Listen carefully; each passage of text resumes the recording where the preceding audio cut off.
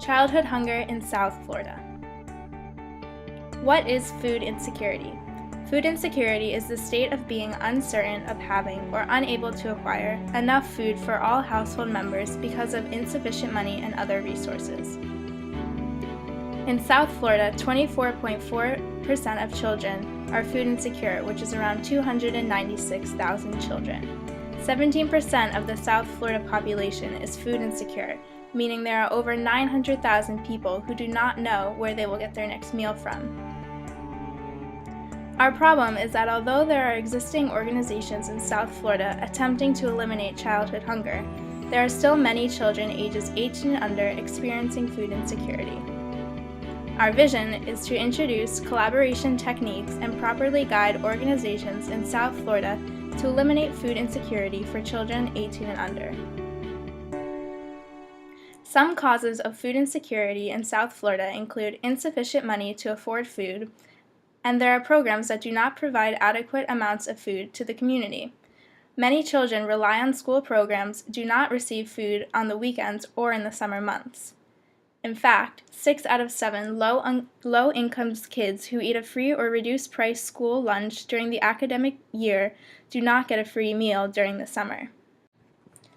Feeding South Florida is an organization that is part of Feeding America that works to eradicate childhood hunger in South Florida. Their mission is to end hunger in South Florida by providing immediate access to nutritious food, leading hunger and poverty advocacy efforts, and transforming lives through innovative programming and education. Feeding South Florida has helped over 949,000 individuals throughout areas of South Florida, including Palm Beach, Broward, Miami-Dade, and Monroe counties. They have committed to their mission statement by carrying out their values, such as compassion towards the individuals in need that they serve, integrity by conveying trust, respect and honesty, and dedication to providing excellent service and addressing the needs of those they serve. To help further carry out their mission, they have created 3 programs to help provide food to children in need.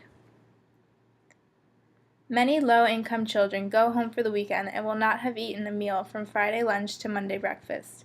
Studies have shown that poor performance, behavioral problems, and health problems are all part of the effects of hunger. So, Feeding South Florida has set up a program called the Backpack Program, providing backpacks full of food for the weekend to select agencies who are able to purchase pre-made packs by the box. The packs include 2 breakfasts, 2 snacks, 2 lunch, and 2 dinners. All food is shelf-stable, kid-friendly, and part of a well-balanced diet. They are then delivered Thursday and given out on Fridays. There are currently 12 sites enrolled in the program, feeding approximately 1,400 children each week. Another program, the After School Snack Program, provides snacks free of charge to the partner agencies who meet the DOH requirements. This ensures children receive the proper nutrition they need to learn, play, and thrive, and make sure that they don't go to bed hungry. The third program put in place is the Kids Count program. Parents who struggle to provide for their family are often faced with the difficult choice between spending money on nutritious food or school supplies, both necessary for success in the classroom. With the firm belief that every child deserves the tools they need for an academic achievement, Feeding South Florida provides school supplies to Title I elementary schools that have either a backpack program with FSF or are awarded a Kids Count grant through the application process. Another organization is called LifeNet for Families. They are an organization dedicated to improving the lives of individuals in Broward County. They provide a wide range of services including a community kitchen, an emergency food pantry, employment support, family counseling, and use the Food Educate app. Their largest program is called Cooperative Feed. The following video explains their services. Our signature program is our feeding program. You can see behind me we have a group of individuals, no questions asked. If you're hungry, just come on in and you can get a hot meal. We serve about 200 people every single day. Christmas, New Year's, Thanksgiving, we're open Saturday and Sunday. If you're hungry, get in line, we will feed you. The greatest gift of all. it's such a haven for the homeless and or for people that really need it. You see a lot of times people who just come in and are new, and it's such a relief for them knowing that there is somewhere that they can go. You know, it's really, really important. This is our pantry. This is where we provide food boxes for the families. A lot of families come to us and they have an option. Do I pay my phone bill? Do I pay my water bill, electric bill, or do I feed my families? Well, we provide a box of food. It's about $75 worth of food in every box. They can come once a month. This allows the family to be able to help feed their family and take care of all their other bills. Barbara is our pantry manager. We put out 4,000 food boxes every single month. There's a lot of people out there homeless and needy that needs our help, and they go hungry. We make sure that the kids have a meal to go to sleep at night. That way they don't wake up being hungry. One of the services that we provide are the food boxes for the homebound individuals that cannot get down here. They may not drive, they might be confined to a wheelchair. It's all done by volunteers. We have about 90 boxes that go out a month. We have volunteers that come in, will pick up 2, 3, 4 boxes, and they will actually take them and deliver them to the individuals that cannot come down here. South Florida Hunger Coalition is a large coalition which includes over 75 organizations and strives to eliminate childhood hunger in South Florida, mainly in Broward County. Their mission statement is to eradicate hunger by acting as a resource for hunger-related initiatives, assisting in raising funds and donations, facilitating, advocating, and sharing amongst the various initiatives on behalf of the hungry. This organization supports networks of food assistance, emergency and disaster response agencies, and children and senior programs throughout Broward, Dade, Monroe, Palm Beach, Martin, St. Lucie, Indian River, and Okeechobee counties.